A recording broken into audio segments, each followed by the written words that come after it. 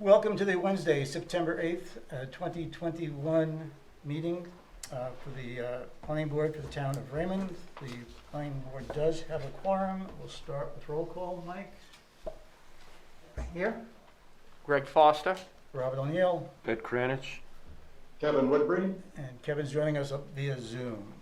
If I could keep my glasses from fogging out, I could read the rest of this. This is a public proceeding, and unless the board specifically votes to go into executive session, you have the right to hear everything that is being said and to look at all of the exhibits that are presented. Please notify the chair if you are unable to see or hear. The board works from a published agenda, and we'll be considering tonight's items in the following order. We only have one item on the agenda, and that is the Webb Mills Road major subdivision application for Raymond Hills LLC. In each of the instances, the burden is upon the applicant to demonstrate compliance with the provisions of the applicable ordinances or state law. All persons speaking, including representatives of the applicant and members of the public, are asked to stand at the microphone, state their name, address, and affiliation with the application. All persons speaking shall address the chairman. All conversation must be held in abeyance until after the board has formally adjourned. After the board votes on the merits of each application, it will prepare a written notice of decision, because the notice of decision may substantially affect any appeals rights. And also, as a matter of courtesy, the board asks that those attending the meeting with regard to a specific application not leave until the board has completed its application. Appeals from adverse decisions must be filed with the Superior Court or as otherwise provided by law within 45 days of the board's decision. Also, to be certain that you preserve your individual right to file any appeal, you must be certain that the board records evidence of your appearance this evening. All right. Just before we get going on the agenda, I've got one additional item. The board received some correspondence from a Miss. I don't know if you can hear me, but we just lost sound. I can hear you. We can hear you. You can't hear us. Guess not. No. Tell them that. Oh. That's interesting. Could be on his end. Is it on your end? Can anybody else hear us? I can hear you now. Oh, okay. The board received a correspondence from a Miss Allison Sarner. Apologies if I mispronounced that. Concerning the marina development. I recognize the correspondence, but just the planning board is not involved in enforcing the application, so I'm going to pass that correspondence off to Alex to correspond or answer appropriately. Okay, so our first order of business, this is the approval of the minutes of August 8th, 2021.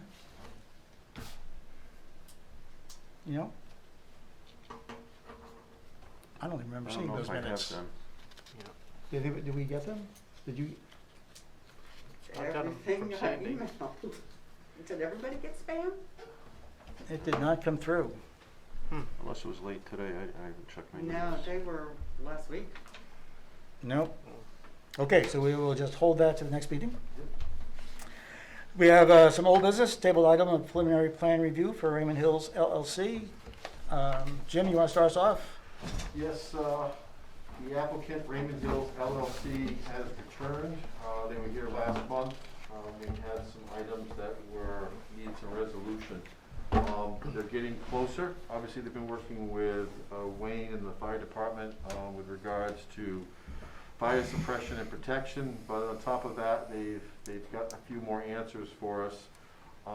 The biggest item that I think that the board should be aware of is that we don't have an answer on is with stormwater and the entrance permit for Route 85. I think they've submitted the information to MDOT.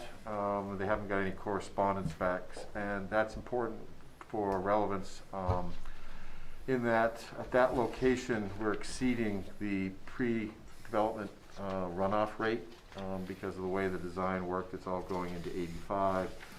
So the board would have to grant a waiver, and to do that, obviously, we have to make sure that the state can accept that surge of stormwater that'd be going into their drainage system. So at this time, we don't have any correspondence or any knowledge of where DOT is going, unless, Dustin, you've heard something since the submission, which I assume we would hear from you if you did. So that's one big item. There's a couple other small things, but it probably is best to let the applicant describe what they've changed, and then we can have a discussion following that. Okay, so a motion to remove from the table and to view the project as a preliminary review is appropriate? Correct. So moved. Second? All those in favor? Kevin? Your sound's out there, Kevin. Speechless. Look at your hand. Okay. Aye. Yeah, motion passes. All right, Dustin, you're up. Thank you. Dustin Roma with DM Roma Consulting Engineers here tonight with Tim Clinton from Raymond Hills LLC. And so as Jim had indicated, the general status of where we stand right now with the project design is that we're essentially at the point where we're just waiting for our outside agency permits. So DOT approval, DEP approval, and approval from the state on our engineered septic system design. So we've included all of the information in this last submission that we gave to you. It had quite a bit of information in there. That's everything that we had submitted to the state for those the stormwater and the septic design permits. I don't believe you had seen a complete package of that up until this point. So that was information that we wanted to make sure that you had. We did make some plan edits in response to the comments we received about fire protection, specifically widening the cul-de-sac by 2 feet in diameter. So we got 2 feet of extra pavement around the perimeter of that cul-de-sac for increased maneuverability. We have added a second fire hydrant to the plans. There was quite a bit of correspondence between the town, water district, and ourselves just to coordinate the location of where those would go and make sure the district was on board with that. So we do have one fire hydrant approximately midway on the road, and then we'll have a second fire hydrant just before the cul-de-sac. So those have been added to the plans. Also added a dumpster location to the plans as well. Was one of the comments. And the building designs themselves are being basically just kind of fine-tuned and looked at so that they can be appropriately fire separated so that they don't have to be sprinkled. So that's something, again, we're going to work closely with Wayne to make sure that those designs meet all those fire protection requirements for volume and square footage so that we can build them without needing to do the sprinkler systems. So those should address the fire comment concerns. The water district is also having us do a 2-hydrant flow test. Or actually, they're completing that portion of it just to provide what that flow volume is at the site. So again, we're coordinating that with Wayne so that he can have that information as well for his records. So again, the septic system has been designed, submitted to the state. We anticipate that would be approved in the next couple of weeks. The DEP has given us comments. We've responded to all of them.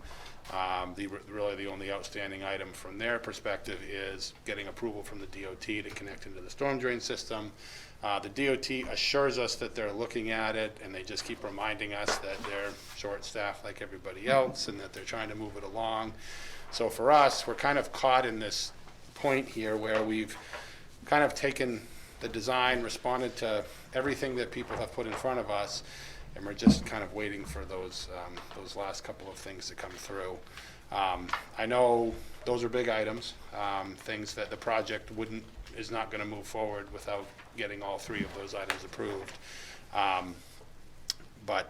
So would like to discuss with the board here tonight just what their comfort level is, given those outstanding items, potentially moving forward with a preliminary approval, which doesn't guarantee anything for final approval. It simply says that we're you know, we basically designed the project in general accordance with the standards, and then as long as we can follow through on all these final permits, that we would, you know, be making our application for a final approval. So we would like to just kind of discuss that here with the board tonight. You know, I won't go through everything else through here. We did, you know, kind of went line by line, the items that were in the last review memo, and attempted to try to kind of address each one of those items and include these informations in your packet. So there's condo documents in there, there's floodplain maps, there's letters from Maine Historic Preservation Commission and the Maine Natural Areas Program, the stormwater information, septic designs, all that information is there. So if you do have any questions about any of the information that we've provided, we're happy to answer that. And if there's any additional guidance that you can provide to us that we can incorporate, I'm happy to hear that too. So with that, turn it back over to you, Mr. Chair, and we're here to answer questions. Okay, thanks, Dustin. Does the board have specific questions? I don't. Nothing in Yeah. addition to Jim's memo, which speaks for itself. Dustin, at the last meeting, there was still a little bit of discussion on the access to 85, on whether or not, on how that was going to be designed to ensure that you didn't infringe upon the butter. Yeah, I mean, we've had survey out there to begin with. That there are pins out there now, and we're gonna, you know, have that line staked out and surveyed prior to tree clearing, so that we can ensure that we're not going to be doing any cutting or land disturbance outside the right of way. We understand the, you know, the both sides of the road there have concerns, and you know, we are going to protect people's property rights and work within the area that we have access to, which is just that 50-foot right of way. And the site, the site distance for 85 is met with this design? It is, keeping the yeah. butters? Okay. Yep.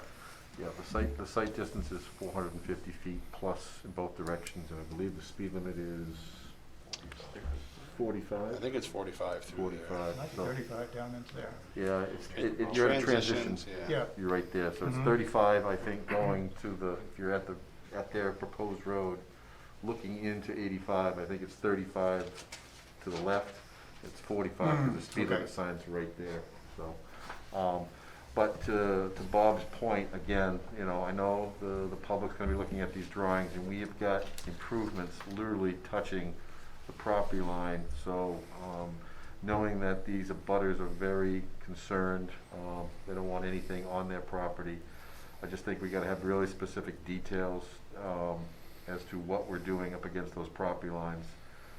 I know the grading on the north side is a little bit more of a buffer, but the one on the south side, we've got riprap and improvements. And I know you show the tree cutting line on their property, but we know it's not going to happen. But I think we need just a request for specificity that, you know, that line be shown at the property line or on your side of the Yep, property we line. can do Just that. so we're all clear about that. And I think we're gonna need some very specific details and notes as to what's going on with the grading up against that.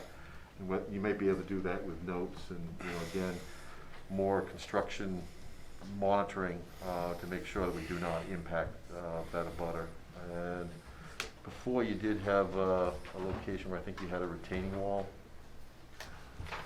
Yeah, we still have that retaining wall there, And but so that's the other area we're gonna have to make sure that we're just not, you know, we don't, with any equipment or anything, we just can't go onto that other abutting property. And I do know that you did get permission from one abutter to the north to do Correct. the drainage improvements there.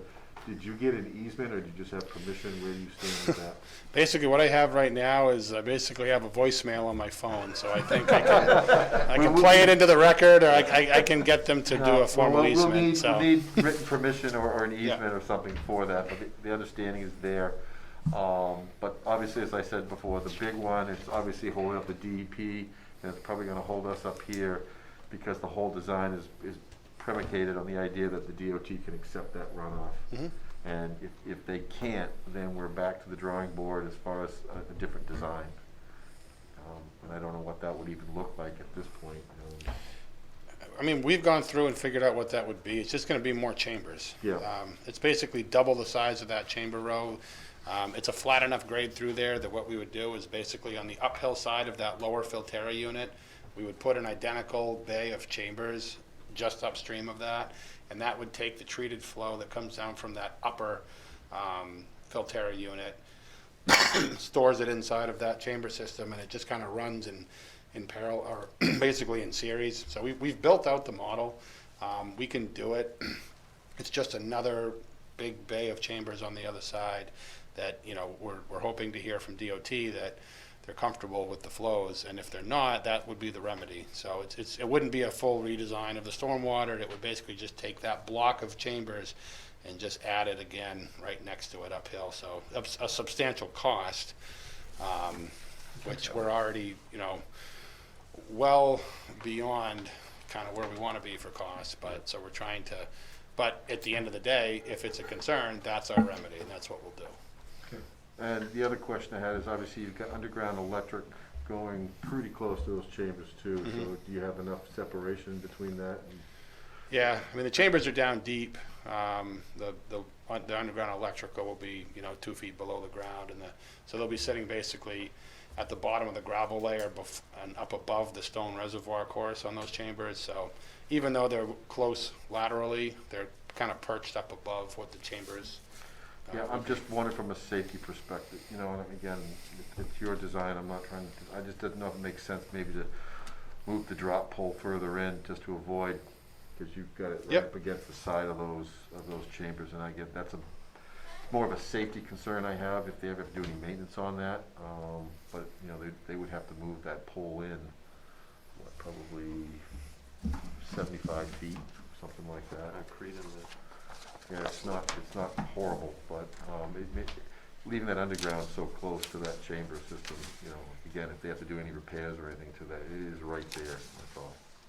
So. Do you have to remove that big boulder wall down at the bottom? Just our side of it. I mean, essentially, there's a pin sitting up in that big pile of rocks there. So we're basically, that's why you see all that riprap at the entrance there on the right.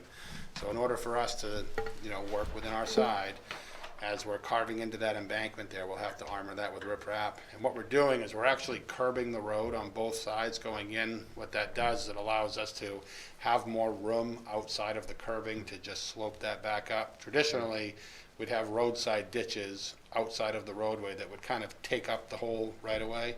In this case, where we have to do these back slopes, we're putting curbing in the road so that we can have a shoulder space and then transition up and tie into that pile. So you're not removing those boulders, you're just sloping down where you dig adjacent to them? Yeah, we'll take some of them out of there to kind of take some of that slope back, but at the end of the day, it'll just still be a rock slope. And in that slope is where you got your underground power too. Yeah. So I'm just saying there's a lot going on. Yep, I see what you're saying, Jim. I don't have a problem with extending the overhead beyond where we're showing it so that it basically goes overhead until we get beyond the chambers. Right. And then taking it underground. I think that would be I think from fine. a safety perspective, I know it'll take, I think we meet the intent of keeping everything underground, but I think from a safety standpoint, it makes some sense.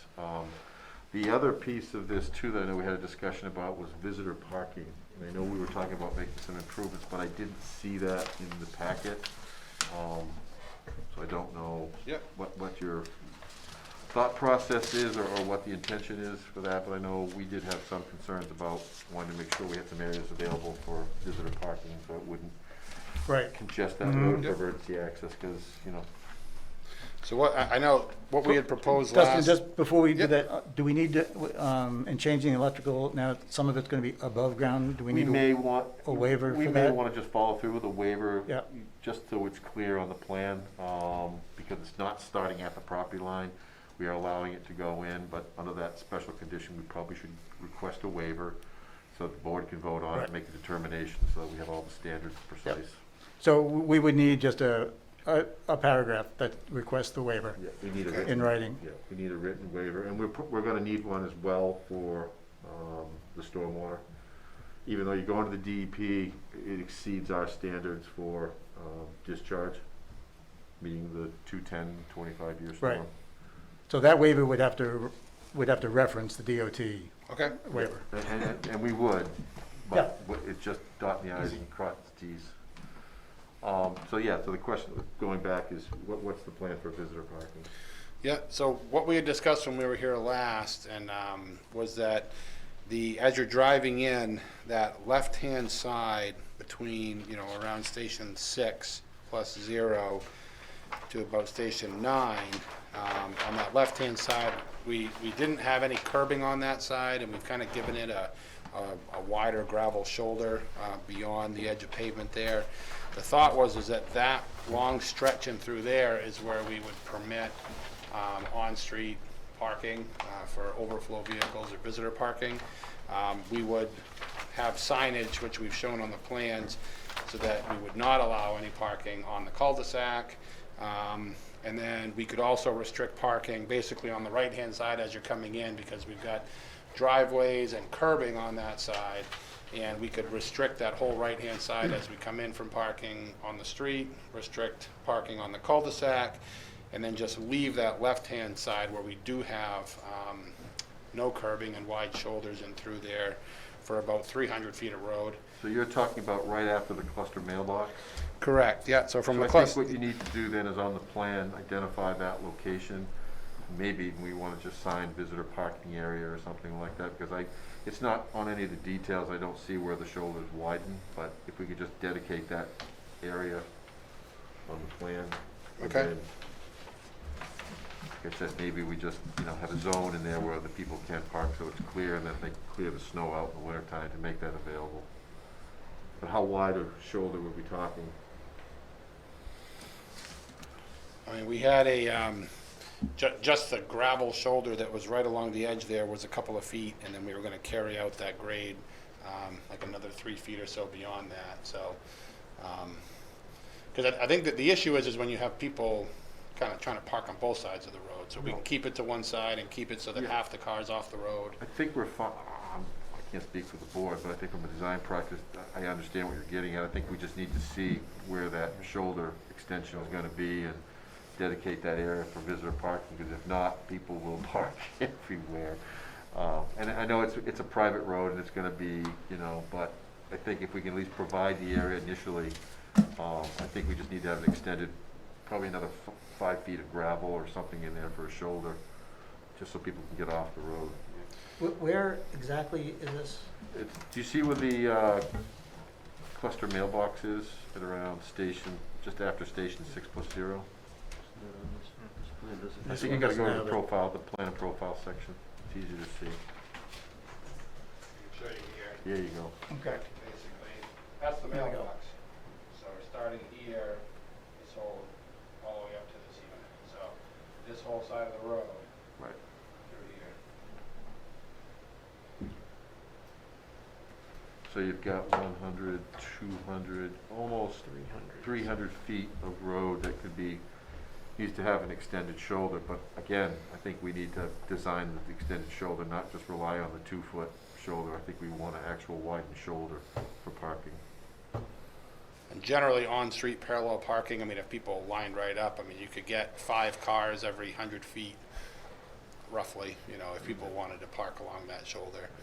And with this being a condo too, if we designate on the plans, like this is where the overflow parking is, and we don't allow it anywhere else, in addition to it being enforceable, the condo associations generally do a good job about enforcing their own rules in these Right. cases too. So they're not gonna let people park all Yeah, over they the could- road. They'll say, hey, it's not allowed. Right, they can put it as a limited common area or Yeah. something to that effect. But I do think we need to see, I think the shoulder needs to be wider in that area, and I think we need to see it dedicated on the plan. Because I do think that visitor parking it's just so, the driveways aren't deep, so I just think visitor parking is gonna be a If you nuisance. go there on a holiday, every house is gonna have, every unit's probably gonna have visitors. Right. Dustin, is the entire road gonna have curbing, or is it just the bottom section? So up here, it does have curbing when you get to the unit. So the right-hand side of the road is curbed all the way up through. The left hand has it, About station 10 up. right, it has it for the first, there's a segment that doesn't have it between, basically at the culvert, so from station 3 plus 0, all the way up to station, 9? No. yeah, we do have, we do have some curbing in there, yeah, around station 8, Okay, I but, see. Yeah, 7.5, 750. Yeah. Yeah. So yeah, if you're gonna dedicate that to parking, we just have to remove the curb. yeah, put the yeah, curb we back. can pull the curb back to the driveway for unit 17, 18. It doesn't need to be there, so.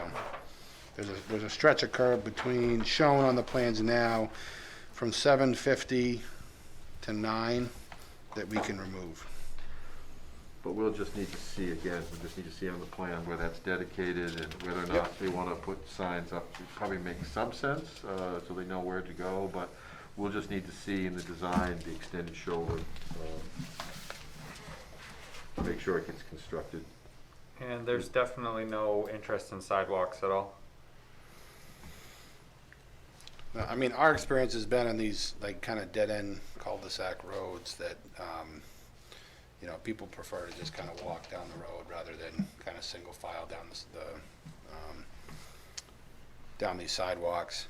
We don't have a ton of landscaping room between the curbing and the buildings, and it just, you know, with multiple driveway connections like that close together, there's a lot of ups and downs, so. It didn't seem like it was gonna provide much value and use. Yeah, and I was also wondering too, with the idea that we're gonna have some common open space, will there be dedicated areas where at least we can get a path or, you know, we got a lot of drainage and things, so I'm just kinda curious where we might have access to the open space, which I assume is in the rear. Yeah, there's a trail that goes up there now that's kind of, in that area where we're talking about the on-street parking. Yep.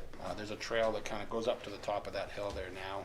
Okay. It goes on to the abutting property and kind of follows inside the right-of-way, which technically we continue to have rights inside that 50-foot right-of-way, the full length of our property. So Yep. it does go up to the top of the hill there to the pole line. So Dustin, on the building side of the street, we Yep. should make that fire lane no parking. Yep.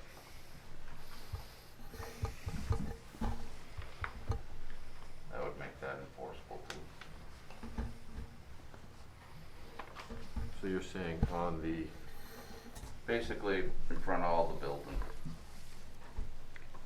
On the building side of the street. He talked about no parking on that side, we should just make it fire lane, no parking.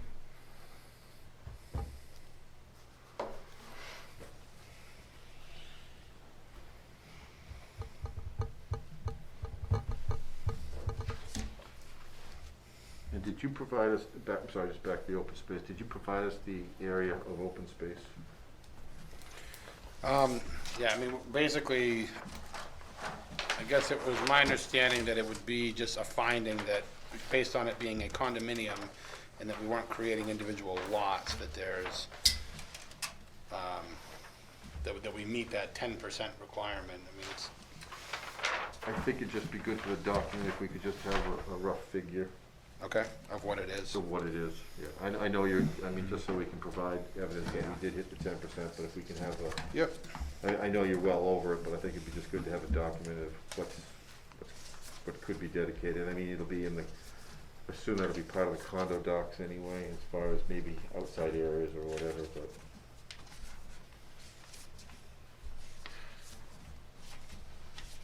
And they did provide us, just to go through his list there, they did provide us all the state agencies, natural heritage, resources, historic, letters finding nothing of adverse impact.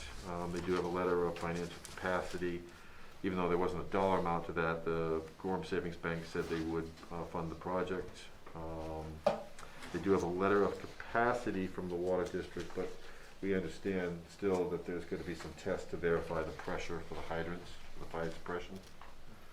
So they're still working on that. And they're not in the flood zone, and really, the tough part that comes down to is DOT and DEP as far as stormwater goes.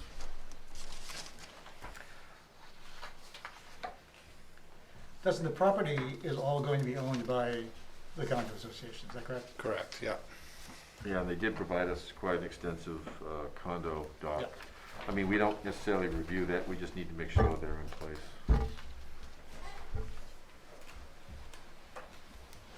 What else we got? Nothing here. And I didn't know if the board wanted any landscaping. I know this falls under both site plan and subdivision plan. So obviously there's a landscaping component to the site plan.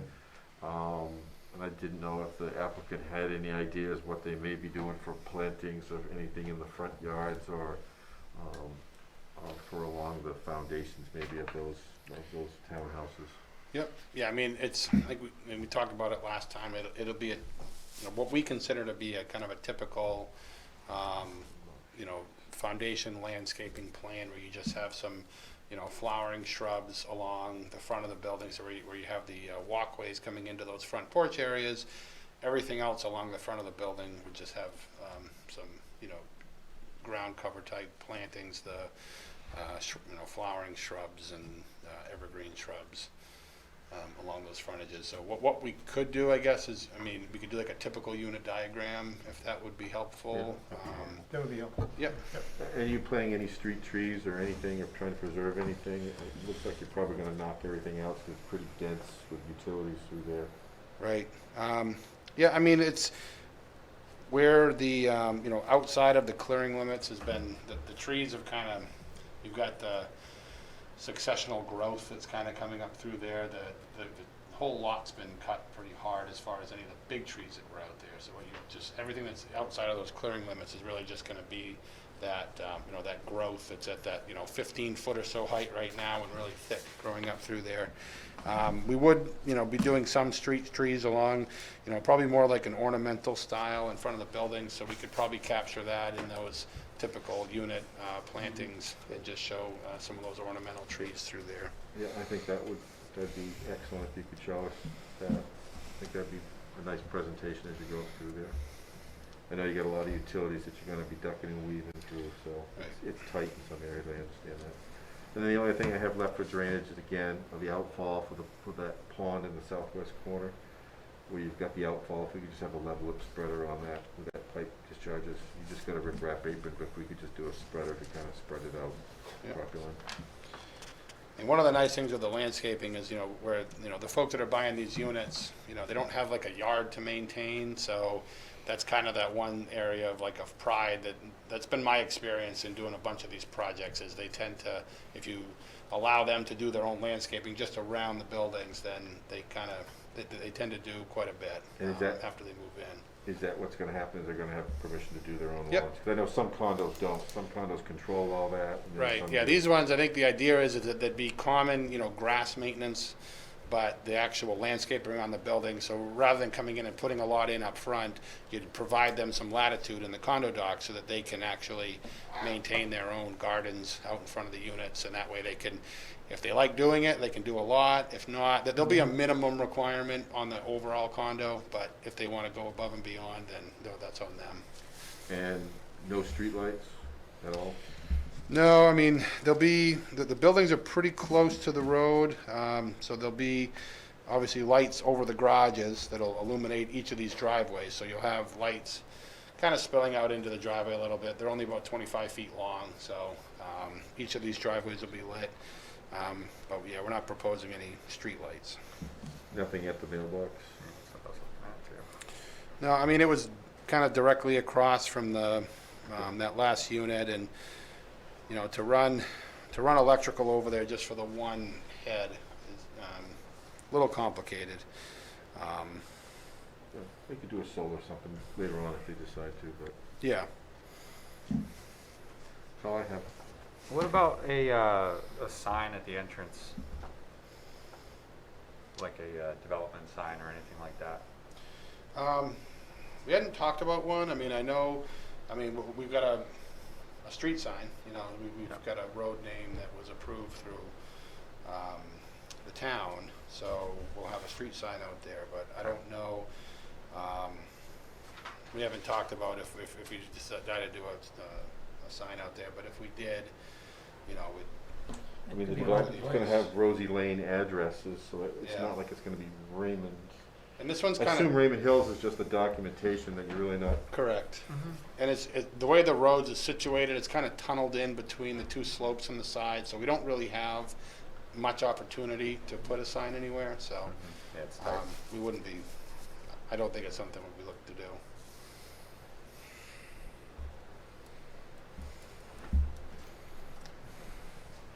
Okay. Wayne, you okay as far as fire department goes? Yep, they've made a lot of progress. They gotta do that, flow test, Mm-hmm. for the water district, so the water district can do their calculations and let us know that the flow is there at the right pressure. And adding that fire lane in front of the buildings would be important, where we're talking about Right. some on-street parking. Okay. So in taking notes here, the project's going to only require 2 waivers, the underground electrical waiver and the stormwater at this time. at this time, and the stormwater waiver. But I would not anticipate that we're gonna need more waivers, would you, at this point? I do not see the need for additional waivers, no. I just see those 2. Okay, so, Really, and you know, and one's just really, right, we're still going underground, yeah. it's just the stormwater is the big one. So just for the applicant's sake, not a vote, but does anybody have any objections to those waivers? No. No. Okay, so when they come in, Yep. you can probably count on them being approved. Very good. Okay. So is there anything else that we have besides those 3 things that we're waiting, the DOT, the DEP, and then the formal request for the waivers? What else we have that's outstanding? Water test, pressure The water pressure test, parking.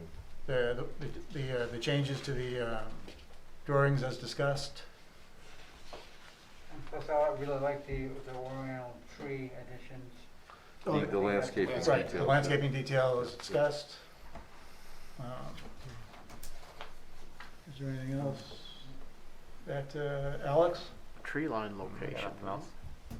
Yeah, we just, yeah, Oh, yeah, and the right. detail to the entrance to Right. make sure that we're not impeding with either equipment or construction activities on those property lines. Yeah. So I do think you want to give yourself a foot or 2 to be Yeah. able to do things. If we've got, that design is right tucked up tight against that property line. It would be tough with equipment to even, especially on the retaining wall. What happens when you dig down and you hit a rock and you have to go across the property line? Right. You do that like at night or? No, I mean, in these cases, it's, you know, we're hoping that's not gonna be the case. Yeah, We'll have to treat it case by case, you know, and, Last you know, and again, you know, these are the sort of situations that if some unforeseen thing like that comes up, you know, we'll just have to, No, I was curious, Dustin. Yeah, I was and not- again, that's why I was like saying, if we could give it a little Right, bit of buffer right, in there, yeah. we can hopefully avoid some of that, but we know the size of some of these rocks, so Mhm, right. sometimes they're Bigger than they difficult. look. Okay, what, we're all happy. Kevin, I'm sorry, are you okay? Yeah, fine. Okay.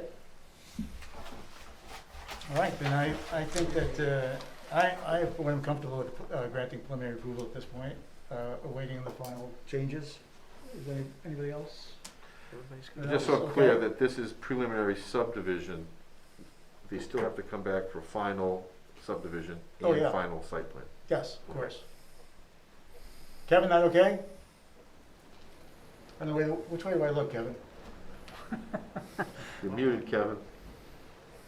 Good for me. Okay. All right, then can we get a motion? I move to grant preliminary subdivision approval, and do they already have site plan approval, or that also? No. No. This is just, if you're gonna do anything, the only thing I would recommend would be preliminary subdivision, because obviously there's a lot left on the table from stormwater component, and site plan is kind of tied to subdivision final, so I really don't wanna go there yet. But I think we're comfortable with preliminary approval at this point, then. I No, do, are you? I'm kind of torn on this one just because of the difficulty of the stormwater component, because it could change things dramatically if DOT comes back, that's all. But we're not doing that, but that would be the final approval, right? Wouldn't that be a Right, discussion? yeah, it's just the connotation that, you know, we've kind of, which you pretty much have accepted the design at this point, Right. and you're moving forward, so, I mean, I'm torn 50-50, if you're comfortable, then obviously you guys are the authority. With But just the I- understanding that this is not final. Oh, no, I think Dustin understands that too. Oh, absolutely, yeah, I mean, and basically, we understand that it's our obligation to work with these outside agencies to get the approvals, Right. and if they have questions and things, if anything changes, then when we come back to you, we'll explain what changed, why it changed. I don't expect anything drastic, but, you know, And- we'll go through all If that, I and that'll be understood part of. correctly, you have a workaround if the DOT does not Correct. grant stormwater, right? Yep, So, and that workaround would put it within our standards? yeah, that would be so we've run the analysis to show that we can mitigate these flows. It's just at another considerable expense beyond Right. what we're doing. Where everything is tied in underground, we're hopeful it'll be okay the way it is, but if it's not, we have the solution already that we'll just implement. And Yeah. it'll be taken care of underground, it's not gonna change the surface of anything. Okay. So Is there a second? Second. Can I just ask, do we need to add to our motion language to the effect of preliminary approval based on changes discussed at this meeting? Correct. Correct. You should do Yes, that we should. because it's subject to the waivers being finalized and the items that you've requested Yeah, that's a for good further word. You want me to review. restate I'll the withdraw motion? my second. Okay, I'd like to move that we approve the subdivision plan. Preliminary approval of the subdivision plan based on the discussions tonight and the pending waivers that will be required at a later date. Second. Thanks, Mike. Any other discussion? Kevin? Good for me. Okay, all those in favor? Opposed? Unanimous? All right, All right, thank you.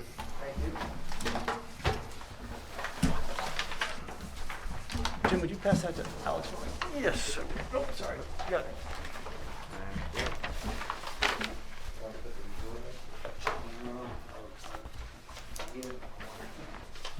So for next month, Yes, I think we've got an application in for the solar farm that you went for the site walk. yeah, that was a surprise. Yeah, it was for me too. So we can, obviously we can do two things. One, we can discuss the site walk and then we can get into their next their application because they have modified it a little bit. I do know that they are not gonna use the name they suggested. I can't remember what it was. It's gonna be Dens Drive all the way through there now. Okay. Well, but it's not accessing the, oh, yeah, Yeah, it is and it goes to the right, Yep, okay, right. Yep, okay. it's all gonna be Yep. Dens Drive. I've been working with them for the last few weeks. I don't know, he left, but I'm not sure. I think Dustin was talking about, but I don't know if he submitted anything yet for Boulder Bend. No? No. Okay, so that's another one that's kind of pending out there as well. Today was the deadline, right? Yeah. Okay, so I guess we just have the solar next month. Okay, And you'll have also the discussion on the findings for the marina as well. right. And then the other thing we gotta start thinking about, as we are in September, when we wanna have discussions about any ordinance updates or changes or anything like that, we're coming into that season. Yep. So, if there, I know you've got a ongoing Yeah. list of things that you keep finding. Or Do we want to come in with a list for next month Yeah, it's and fine. do a kind of a intro? Yeah, because it should be a fairly discussion? short meeting next month, so let's Yep. do that. See, but let's Yeah. generate our list, kind of get our priorities on it, And then kind of have a and then work general from there. intro, yeah? Yep. Okay. And just for curiosity, where do we stand with printed ordinances at this point? Do we have everything from last year updated in there? No, we are working with a company to do that. Okay. We just went under contract with them in July, and so now we're starting on that. It's gonna take probably, they say it's a year usually for the whole process to work out, so it's probably gonna be another 6 to 8 months before we really see anything out of that. But the smaller ordinances, like the subdivision ordinance, the street ordinance, those ones can probably be updated. It's land use and shoreline zoning that we can't really update, so. Those ones will probably be able to get updated here in the next month or two. We also have a zoning map amendment coming. Oh, is it back? Yeah, it's the issue with the inset on the zoning map, which I think has been incorrect for many years. We had a little issue arise from that, so I want to get it fixed. No, that's great. We were doing that like almost every meeting for a while, and then it just went away. Yeah, Yeah. it's always on. It's back. It's back. And we've got, what do we got we got some ordinances that are gonna be coming, some standalone, right? Well, yeah. The solar. Solar, marijuana, those are probably the two headliners.